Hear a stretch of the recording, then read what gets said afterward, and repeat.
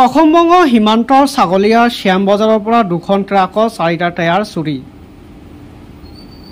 ৰখাই থকা ট্ৰাকৰ পৰা শ্যামবজাৰৰ NRL পাম্পৰ পৰা AS17C 6670 আৰু AS25 EC 4857 নম্বৰৰ ট্ৰাক দুখনৰ পৰা 4টা টায়াৰ চুৰি কৰি লৈ যায়। যোৱাকালি আবেলি বন্ধ হৈ থকা পেট্ৰল পাম্পত ট্ৰাক দুখন ৰখাই চালকে ঘৰলৈ যায়। আজি ৰাতিপুৱা আহি ট্ৰাক দুখনৰ 4টা টায়াৰ চুৰি হোৱা প্ৰত্যক্ষ কৰে। পিছত টায়াৰ চুৰি সন্দৰ্ভত বুধবাৰে দিনৰ 2 বজাত ছাগলীয়া আৰক্ষী চকীত এখন এজাহাত দাখিল কৰে ভুক্তভোগীসকলে। আবেলি এখন গাড়ী ইয়াতে ৰখা হৈছিল। ৰাতি আপোনাৰ এই পেট্ৰল পাম্পত ৰখাৰ কাৰণে চোৰে আপোনাৰ টায়াৰ খুলি লৈ গৈছে আৰু পিছত আমি নাজানাকৈ ঘৰত আছিলোঁ।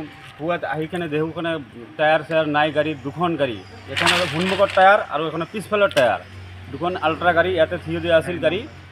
ঠিক আছে, এইটো মোৰ পিহিৰ ল'ৰা হয়, এইটো মোৰ পিহিৰ ল'ৰা ভাই হয় মোৰ। এইটো মই ইয়াতে আছোঁ। আমাৰ জেগাখনৰ নাম হ'ল শ্যামবাজাৰ NRL পেট্ৰল পাম্পত এই গাড়ীখনত ৰাতি দুৰ্ঘটনা হয়। পিছত আমি ছাগলীয়া আৰক্ষী চকীৰ ওচৰতে, হালাগুৰি আৰক্ষী চকীৰ ওচৰতে আৰু আপোনাৰ ধুবুৰীৰ SP মেডামলৈ মোৰ বিনম্ৰ অনুৰোধ, এইটো ভালকৈ তদন্ত কৰি মোক উচিত বিচাৰটো লাগে। ছাগলী আৰক্ষী চকীলৈ বিনম্ৰ অনুৰোধ, যাতে দুষ্কৃতি এনেকুৱা চান্স নাপায় আৰু দুৰ্ঘটনা এনেকুৱা হ'লে আমাৰ গ্ৰামখনৰো অলপ বদনামত পৰিম আমালোকে, আৰু এনেকুৱা ঘটনা যাতে না হয় আমি SP লৈ অনুৰোধ কৰিলোঁ।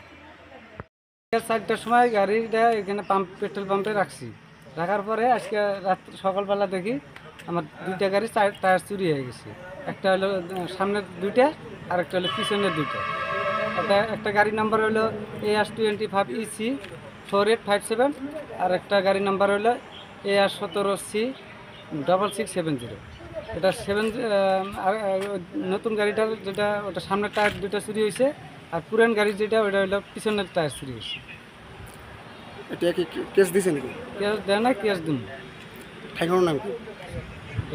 বিদ্যাটারি part 2 NRL petrol pump Chhagalia Shyambazar.